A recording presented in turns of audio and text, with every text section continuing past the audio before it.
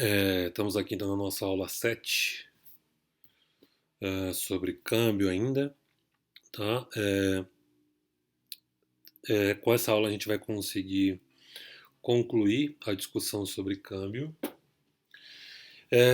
Especificamente vamos fazer a discussão de câmbio com a taxa de juros cobradas no mercado, né? A partir dessa aula a gente vai fechar a nossa discussão sobre esse mercado. Vimos que ele funciona como um mercado tradicional, tal qual vocês aprenderam em microeconomia. A oferta e a demanda vão determinar a taxa de câmbio vigente e é, os fatores que deslocam a curva também vão afetar a taxa e, naturalmente, isso vai definir a quantidade demandada, ofertada e o preço também vai ajustar no mercado de câmbio flutuante. Ok? O que acontece é que nós vimos também que esse mercado tem sua peculiaridade, porque demandante e ofertante são a mesma pessoa. Né? No momento que a taxa de câmbio oscila para cima ou para baixo, você importa, você exporta, isso afeta oferta e demanda e naturalmente a taxa. Né? Então ele é um mercado que tem que funcionar de forma flutuante, com a menor intervenção possível de governo em virtude dessa sua característica. Certo? Naturalmente isso é uma questão de política, tem alguns concordam, outros não, mas em tese o ideal é que o câmbio flutue por conta de todas as condições que nós discutimos anteriormente. Com essa aula a gente vai fechar a discussão sobre câmbio. Nós vimos que o PPC, que é arvorado pela lei do preço único, é muito útil para nos ajudar a definir a taxa de equilíbrio de longo prazo. Né? É, com a paridade de juros, agora é possível a gente analisar o que acontece com o câmbio de equilíbrio no curto prazo. Tá? A gente vai ver como que essa expectativa de longo prazo vai afetar o curto prazo e vai afetar também a taxa de câmbio vigente. Então a gente vai fazer um exemplo em Excel aqui, um exemplo prático para isso ficar mais intuitivo. Certo? Bom, então antes da gente entrar nisso, é importante a gente entender quais são os regimes cambiais existentes, né? Qual é a decisão política que uma autoridade monetária pode definir em cima do regime cambial, que vai afetar todo mundo. Uh, nós vamos aqui tem os dois extremos que a gente vai tratar, que é o câmbio flutuante e o câmbio fixo, e quem for entrar em literatura sobre monetária, especificamente em regimes cambiais, né, tem bastante literatura sobre isso, você vai ver que qualquer regime cambial vai estar no meio desses dois extremos, tá? Flutuante e fixo. Flutuação suja, flutuação limpa. É, de qualquer forma, a gente entendendo os extremos, a gente vai ficar mais fácil para entender qualquer outro regime que seja no meio desses dois polos aí, tá? Então vamos começar pelo flutuante, que nada mais é do que a taxa de câmbio que oscila livremente para garantir o equilíbrio do mercado. Então a taxa de câmbio vigente que fecha no final do dia é aquela em que a oferta e a demanda levaram aquele ponto. Né? Então, conforme a gente já discutiu, essa taxa, esse câmbio flutuante, o equilíbrio entre oferta e demanda, vai determinar a taxa de câmbio vigente. Tá? Então esse é o câmbio flutuante, ele muda o sabor do mercado. Câmbio fixo é aqui uma questão importante. Tá? As pessoas costumam confundir câmbio fixo com câmbio um para um. Isso não é verdade. Quando a gente fala que o câmbio é fixo, significa que a sua taxa é fixa, independente de qual patamar, de qual nível. Ele pode ser fixo um para um, 2 para um, 3 para um, 4 para um e assim vai. Tá? Então, o câmbio fixo é a taxa fixa, não é que ele é um para um. E mais ainda, a taxa de câmbio fixa ela é definida pelo Banco Central, ela não ocorre por força de lei. Para essa taxa de câmbio ser fixa, o Banco Central precisa comprar e vender moeda no mercado para que essa taxa não mude. Tá? Isso é importante ser dito porque é, foi um caso, inclusive, que aconteceu com a Argentina. Não adianta você simplesmente fazer uma lei para dizer que o câmbio vai ficar fixo a uma determinada taxa se o Banco Central não atuar. Tá? A Argentina ela instituiu por meio de lei que o câmbio teria que ser um para um e aconteceu o que aconteceu com o país. Né? O país até hoje está se recuperando dessa política. Porque independente de existir um instrumento legal ou não, o câmbio ele vai ficar naquela taxa a depender da oferta e da demanda. Se por acaso a autoridade monetária decidir intervir, ela vai ter que tornar crível aquela taxa que ela quer fixar. Então ela só consegue fazer isso comprando e vendendo moeda do mercado. Tá? Então isso aqui independe de lei. É, Currency Board. Esse aqui é um dos modelos bem extremos assim de regime cambial. É, em alguns livros isso aqui é traduzido como Conselho de Moeda. E ele é uma agência de conversão de moedas, onde a sua única função é converter a moeda nacional e uma moeda estrangeira específica a uma taxa de câmbio fixa e imutável. Então pressupõe-se uma taxa fixa aqui também. Tá? É, Nessa taxa fixa, para você, o que é que ela significa? Que para você obter a moeda nacional, você vai precisar ir até essa agência de conversão e levar a moeda âncora. Então, se por acaso o real está ancorado no dólar e você precisa de real, você vai ter que obter o dólar e ir até essa agência de conversão e levar esse dólar até lá e conseguir os seus reais. Tá? Ele é um modelo que, assim, ele é bem extremo porque uma vez que ele é implementado, né, ele vai funcionar como uma casa de câmbio, você basicamente não tem a necessidade de um banco central. Não existe regulação de bancos, não existe controle sobre juros, não existe compra de títulos do governo. Tá? Essa agência ela apenas cria moeda quando recebe a contrapartida da moeda âncora. Então você vai lá, entrega o dólar, pega o real, e é assim que o sistema monetário funciona. Todas as questões de juros, crédito, acesso ao mercado de capitais, depende do mercado. Se o mercado oscilar para cima, para baixo, mais moeda, menos moeda, isso vai afetar todo o mercado de capitais. E nesse contexto não tem nenhuma política monetária.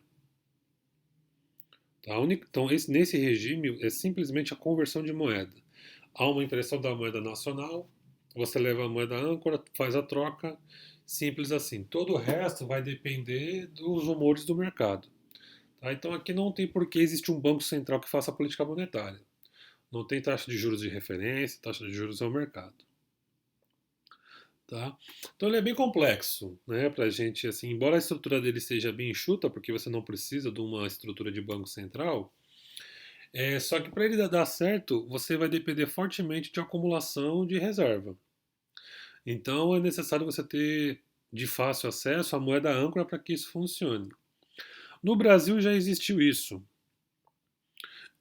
Foi a caixa de conversão que aconteceu no início do século XX, né? Foi, se eu não me engano, foi de 1903 a 1930 ou 33, tá bom? Posso estar errado aí na data, mas no início aí da nossa república quase, né?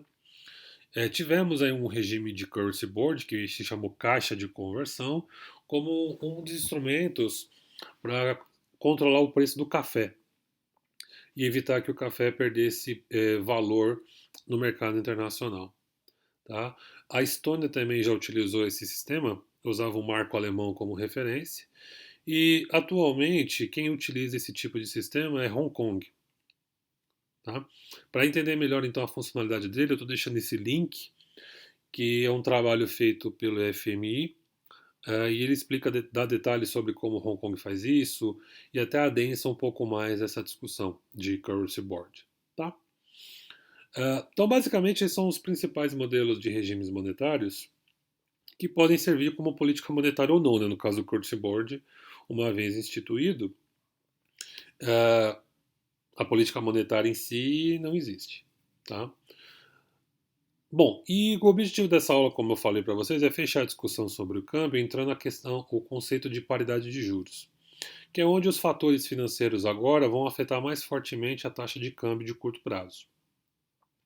Então, além da escolha da política, que a gente acabou de dizer, e dos efeitos oriundos do comércio internacional, os fatores financeiros influenciam essa taxa. Tá? E aí a gente vai entender melhor isso com o exemplo que eu vou mostrar. Mas basicamente aqui a gente vai agora associar a taxa de juros de remuneração de títulos de ativos e o efeito do câmbio sobre isso. tá? Aqui a gente não está falando da taxa de juros Selic, não é uma taxa de política monetária, é aquela taxa de remuneração mesmo, a taxa do varejo, taxa de curto prazo, tá? É, então, como a gente está querendo entrar com o racional do sistema financeiro, o que a condição de paridade de juros nos diz é que, supondo um mundo com livre mobilidade de capital, e os capitais financeiros vão incorrer a depender do diferencial da taxa de juros. Esse conceito de diferencial da taxa de juros eu abordei com vocês na aula anterior. Tá? É, então, o capital vai migrar para o país que pagar a maior taxa de juros, porque ele quer remunerar aquele capital, então naturalmente ele vai para o capital que melhor remunera. Tá? E aí a gente vai entender como é que câmbio afeta isso. A gente pode começar com esse exemplo bem ilustrativo aqui, que é a seguinte discussão, né? Como é que esses fatores financeiros então vai afetar o câmbio de curto prazo? Então, supondo a nossa taxa de câmbio, reais sobre dólar, né? E vamos supor que no início do ano, no ano 1, estamos com um câmbio de 1 para 1. Tá? Não é uma taxa fixa, ele só é 1 para 1. Então, qual que é o racional? Vamos supor que o norte-americano quer investir o dinheiro dele, e como o câmbio está 1 para 1, o que, que ele vai fazer? Bom, ele olha o mercado e vê que o Brasil está com uma taxa de juros bem atrativa, aí, quase 20%. Tá? Como o câmbio é 1 para 1, então 1 milhão de dólares equivale a 1 milhão de reais. Então eu vou entrar com esse meu 1 milhão de dólares, que é igual a 1 milhão de reais, vou investir no Brasil, por exemplo, um título aí do Tesouro, que vai me pagar 20% no final do ano 2. Então, no final do ano 2, como o câmbio é 1 para 1, eu vou pegar esse 1 milhão, capitalizar ele. Como o câmbio é 1, eu trago ele de volta para os Estados Unidos e tenho 1 milhão e 200 mil aí remunerados. Ganhei 200 mil dólares de um ano para o outro sem fazer basicamente nada, né? Só investir em título público que me paga 20% ao ano. Isso se o câmbio for 1 para 1. Então o capital vem para cá e volta. Então eu estou usando aqui Estados Unidos porque só para a gente facilitar o raciocínio, mas pode ser qualquer outro país, tá? E qualquer outra moeda respectiva. Todo esse raciocínio, ok, o câmbio é 1 para 1, ganhei 200 milhões. Se por acaso, no final do ano 2, que é quando ele faz o resgate, esse câmbio mudou, foi para 2, né, oscilou, subiu 100%. Então esse 1 milhão de dólares ainda continua como 1 milhão de reais porque ele entrou no ano anterior. Ele entrou 1 para 1. Ele entrou como 1 milhão, teve uma remuneração de 20% e gerou 1 milhão e 200 mil reais de remuneração. Só que agora, na hora de trazer esse dinheiro de volta, como o câmbio subiu, quando eu converter isso aqui para dólar, eu não tenho mais 1 milhão e 200, eu tenho 600 mil. Então, o que, que isso mostra? Que a despeito de quanto oscilar a taxa de juros, o câmbio pode afetar a remuneração desse capital. Tá? Só com a mudança de câmbio aqui eu corroí todo o patrimônio que eu investi. Então, o investimento em dólares no Brasil não está atrativo, porque o câmbio está comendo toda a minha remuneração. Mais do que isso, corroeu meu patrimônio líquido aqui que eu entrei com ele. Então, por isso que fatores financeiros afetam taxa de câmbio e taxa de câmbio afeta fator financeiro. Tá? São relações relações mútuas, né? Um afeta o outro afeta um. Ok? Então, isso aqui é só para ilustrar como que é importante a gente verificar que uma vez que os agentes financeiros vão analisar isso e tomar sua decisão de investimento, como é que o câmbio vai equilibrar essa situação? E mais ainda, né, a gente consegue calcular qual que seria os juros que ele pode receber para não perder com o câmbio. Tá? Vai sair dessa mesma equação que a gente vai aprender. Ok? Então, o que, que a gente tem que ter em mente? Que esse diferencial de câmbio tem que ser compensado por juros e vice-versa. Quem vai responder essa pergunta para a gente é a equação de paridade de juros. E a gente pode apresentar ela de duas formas, tá? A paridade coberta de juros, a gente percebe aqui que a estrutura é exatamente a mesma, onde a taxa de juros doméstica vai depender da taxa de juros internacional, mas o quanto essa volatilidade do câmbio pode afetar a remuneração. Que câmbio é esse? Aqui na paridade coberta, eu tenho a taxa de câmbio futura menos a taxa de câmbio vigente sobre a taxa de câmbio vigente.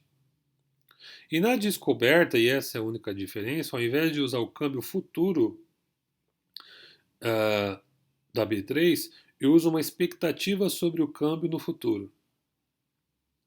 Basicamente, a diferença entre coberta e descoberta é que na coberta eu tenho um hedge. Eu uso o mercado futuro para me proteger de oscilação futura. Aqui não, aqui eu não tenho hedge. Aqui é baseado na expectativa que eu formo sobre a moeda. Posso acertar, posso errar, e aqui eu não tenho nenhum mecanismo de proteção do mercado futuro. Tá? O cálculo que a gente vai fazer no Excel é exatamente o mesmo, só tem essa questão que diferencia um câmbio do outro. Ok? E aqui, naturalmente, se eu for manipular essa equação, por exemplo, se eu subtrair a taxa de juros internacional de ambos os lados, então eu vou ter taxa de juros nacional menos internacional é igual à variação do câmbio. O que então essa relação vai nos dizer? Que se juros nacional descolar muito dos juros internacional, o câmbio vai ter que mexer para equilibrar a remuneração do capital aplicado. E vice-versa. Se por acaso a variação desse câmbio mudar muito, a distância dessa remuneração de juros para juros internacional vai ter que ajustar para compensar essa volatilidade do câmbio. Tá? Então a gente percebe que tem uma relação mútua entre juros sobre capital investido, capitais de curto prazo, que pode simplesmente entrar e sair no país num curto espaço de tempo, né, em menos de um ano, ok? E ele vai olhar muito o que acontece com o câmbio, o que acontece com juros, se eu invisto ou não invisto. Né? Supondo que aqui a gente está pressupondo uma mobilidade perfeita de capitais, não tem imposto, não tem tributação. Mesmo que haja tributação, mas não tem nenhuma barreira impeditiva de controle de capital. A gente pressupõe um capital entra e sai do país a hora que ele quiser. Tá? Então essa equação da paridade coberta, essa equação de paridade de juros, ela permite fazer essa relação. Se a gente pegar qualquer uma dessas equações, vamos utilizar essa aqui, a paridade coberta de juros, a gente consegue chegar numa relação muito importante também. Tá? Que é o quê? Vamos decompor isso aqui de modo a isolar a taxa de câmbio, não a taxa de câmbio futura aqui, redeada. Né? Para a gente vai usar. Vamos isolar esse termo aqui em relação a todos os demais para chegar numa relação muito bacana. Que explica muito bem, inclusive, os movimentos de curto prazo no mercado, quando a autoridade monetária, por exemplo, começa a baixar muito a Selic. Tá, vamos decompor isso. Então, o que eu faço aqui? Então, esse termo aqui, eu posso reescrever ele desse jeito aqui, né? Como isso aqui é uma fração, ET sobre ET é igual a 1. E esse outro termo vai permanecer, EFT sobre ET. Todos os outros termos ficaram iguais. Ok? Continuo trabalhando isso. Tiro desses colchetes, agora todo mundo com seu respectivo sinal. E isolo o câmbio. Isolo o câmbio e opero isso aqui algebricamente. Bom, disso o que eu posso fazer? Se eu dividir ambos os lados pelo câmbio futuro, vai me dar isso aqui, né? Se eu manipular isso aqui, porque o meu objetivo é isolar o câmbio, a taxa de câmbio. Na tentativa de isolar a taxa de câmbio, eu preciso manipular de modo que esse termo não esteja mais aqui. Ao fazer isso, eu chego nessa relação em que 1 sobre ET é igual a todo esse termo aqui do lado. Mas eu não quero 1 sobre ET.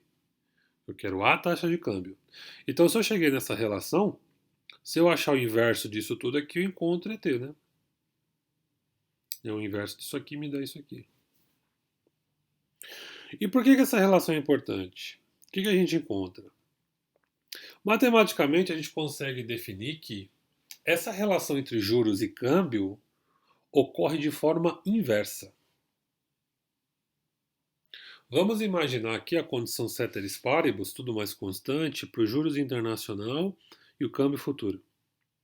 Nós vamos ter, isso aqui tudo é constante, então, a única coisa que vai oscilar é isso aqui que está no denominador.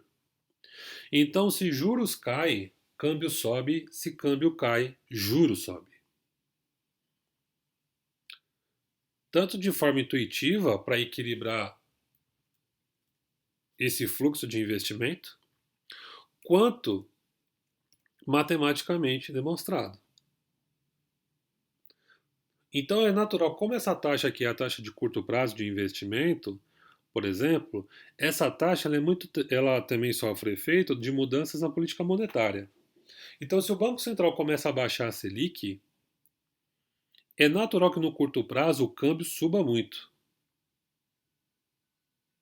De igual forma, se por acaso o Banco Central precisar é, subir a Selic, vai afetar essa taxa aqui de curto prazo, que por sua vez vai afetar o câmbio de forma inversa. Ou seja, se os juros começam a subir, o câmbio pode cair. Tá? Lembrando que esse raciocínio nós estamos fazendo numa economia com mobilidade perfeita de capitais, tá? Economias eficientes, ok? Mas mesmo assim, mesmo que seja uma economia com as características da economia brasileira, esse efeito se verifica. Por exemplo, esse período agora que estamos de 2018 a 2019, antes da pandemia, a gente verificou esse efeito em que a taxa de juros começou a cair abruptamente, principalmente após a reforma da Previdência e demais medidas de austeridade fiscal, que abriu espaço para cair taxa de juros e o câmbio começou a subir muito, principalmente o câmbio futuro. Tá?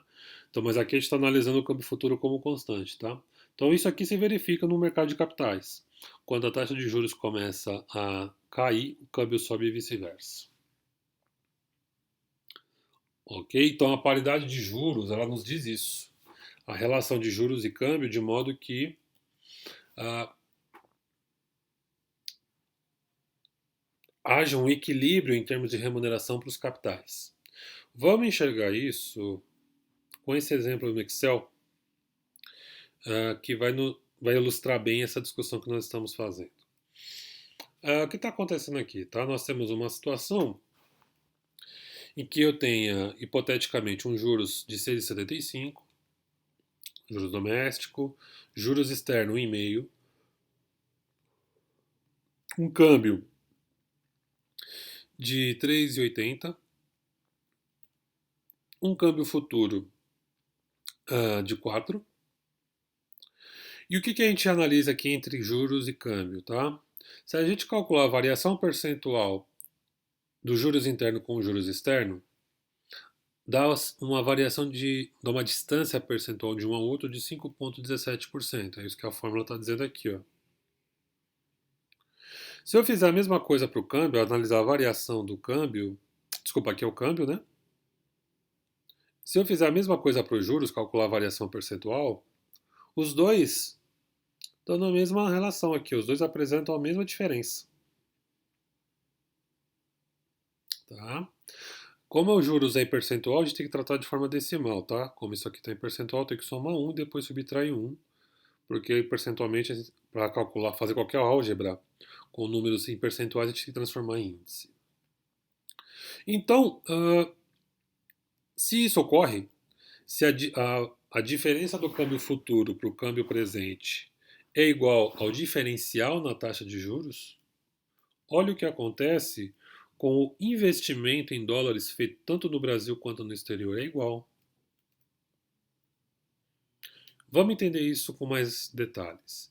Vamos supor que o norte-americano, né, vamos usar o exemplo da nossa aula aí, da nossa bandeirinha, ele tem lá 100 mil dólares, e se ele deixar o dinheiro no país dele, que paga 1,5%, ele vai ter um retorno de 101.500. Sem fazer nada, vem aqui, compra um título do Fed e ganho 1.500 dólares aí, sem fazer nada. A outra opção é eu pegar esses 100 mil dólares e levar para o Brasil. Se eu levo esse dinheiro para o Brasil, então a primeira coisa que eu faço é converter para o câmbio, tá? Inclusive aqui não é dólares, aqui é reais, desculpa.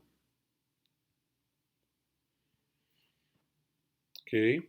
Então se eu pegar esses 100 mil e dividir pela taxa de câmbio de hoje, 3,80, me dá esse valor aqui em dólares, em reais. Então 100 mil dólares hoje vale 380 mil reais. Depois da conversão, aplico a taxa de juros interna, 6,75, isso me dá 406 mil uh, reais hoje. Da mesma forma como eu fiz ali com as bandeirinhas, a gente vai fazer esse mesmo raciocínio. Depois, ou seja, isso aqui é no ano 1. No ano 2, esse investidor vai trazer o dinheiro de volta para ele. Mas qual vai ser a taxa de dólar? A taxa de dólar, quando ele for resgatar esse investimento, vai depender do câmbio futuro, que está 4. Então, qual que é a conta que esse investidor faz? Ele olha o câmbio de hoje, ele olha o câmbio de hoje, remunera essa aplicação e calcula o quanto vai custar para ele quando ele trouxer esse dinheiro de volta. Então, se eu pegar esse rendimento que eu obtive e dividir aqui pelo câmbio futuro,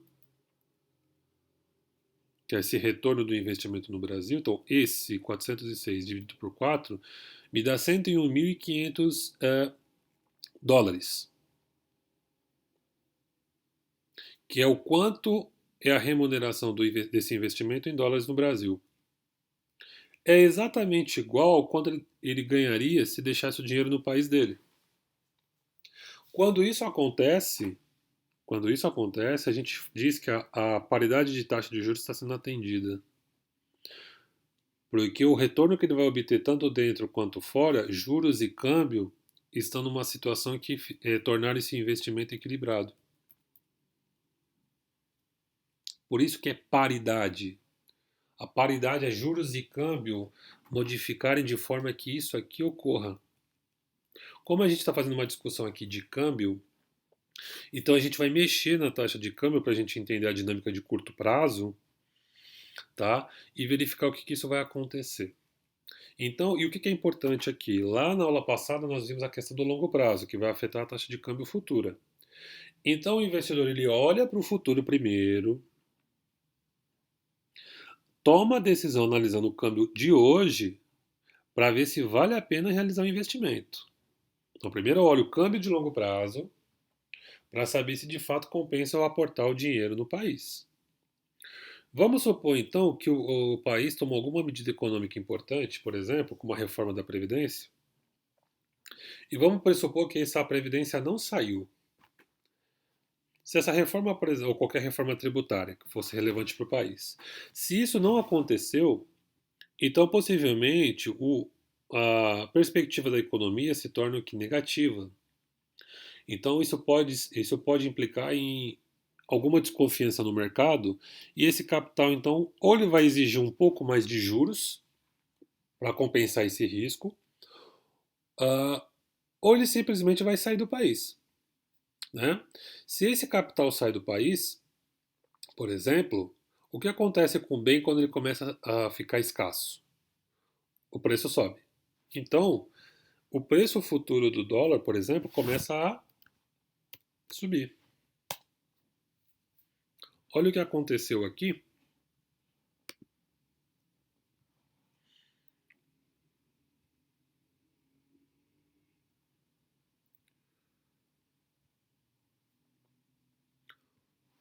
Quando essa medida econômica não aconteceu, fuga de capitais.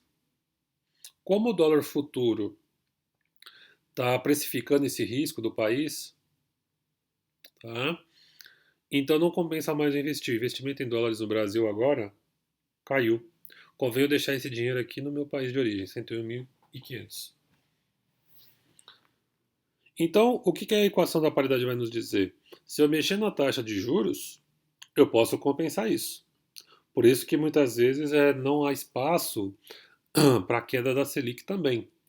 Quando a estrutura da economia não apresenta condições é, como, por exemplo, uma política fiscal responsável, custo de investimento baixo. Quando isso não acontece, então não há espaço para ficar cair com a taxa de juros. Eu vou ter que subir a Selic e, consequentemente, essa taxa sobe também. Tá? Mas aqui a gente está fazendo uma análise sobre o câmbio. Até porque, para definir juros, seria interessante a gente entender a política monetária em si. Né? Então, aqui a gente tem que entender a lógica cambial.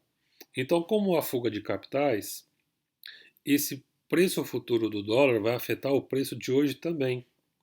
Porque como as pessoas agora estão. Como o futuro começou a ficar um pouco incerto, e se câmbio futuro precifica isso, o que acontece com a taxa de câmbio de hoje?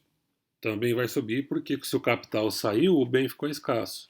Então vamos supor que esse 3,80 vai para 3,95.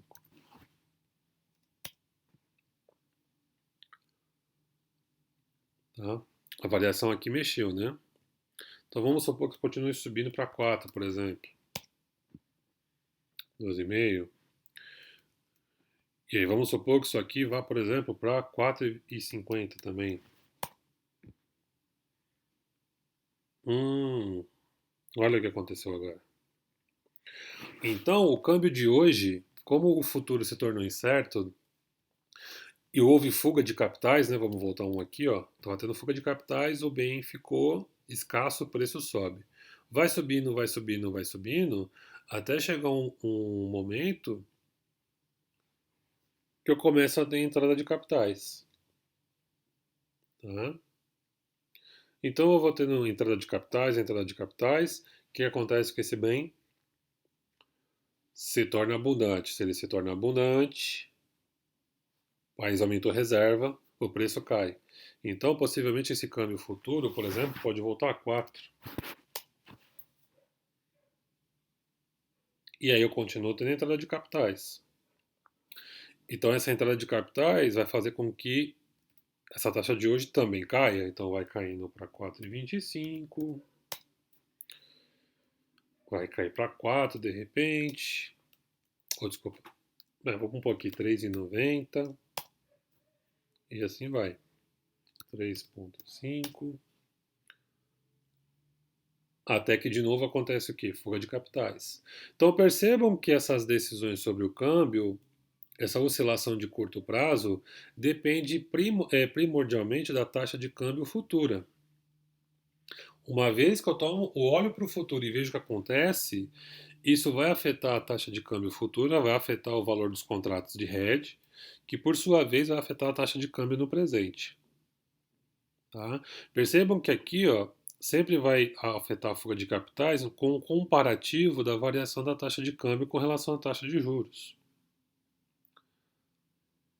Tá certo? É a mesma coisa, por exemplo, se a gente voltar aqui com o raciocínio, que a gente estava lá inicialmente, a 3,83 e 4, e vamos supor que, por exemplo, a reforma da Previdência aconteceu, e aí nesse câmbio futuro de 4 ele cai para 3,90. O efeito é o mesmo, agora eu tenho entrada de capitais. Tá? O mesmo raciocínio, vejam que todo esse raciocínio que nós estamos fazendo, a gente derivou ele na aula passada, onde a gente entendeu as motivações de deslocamento, de oferta e demanda de câmbio. Como agora o câmbio futuro ficou a 3,90, então eu tenho um câmbio de hoje que está barato, frente ao que vai acontecer no futuro, isso melhora a minha remuneração de investimento, então entra capital no país. O raciocínio segue, entra capital no país, quantidade de capital externo fica abundante, isso vai mexer com a taxa futuro, e assim vai, o equilíbrio vai acontecendo. Né? Tudo bem? Então esse modelinho de paridade de taxa de juros é o modelo de curto prazo que nos explica esse movimento de entrada e saída com relação à volatilidade do câmbio de curto prazo. Tá? Então, o câmbio que ele vai oscilando, ele segue essas dois racionais.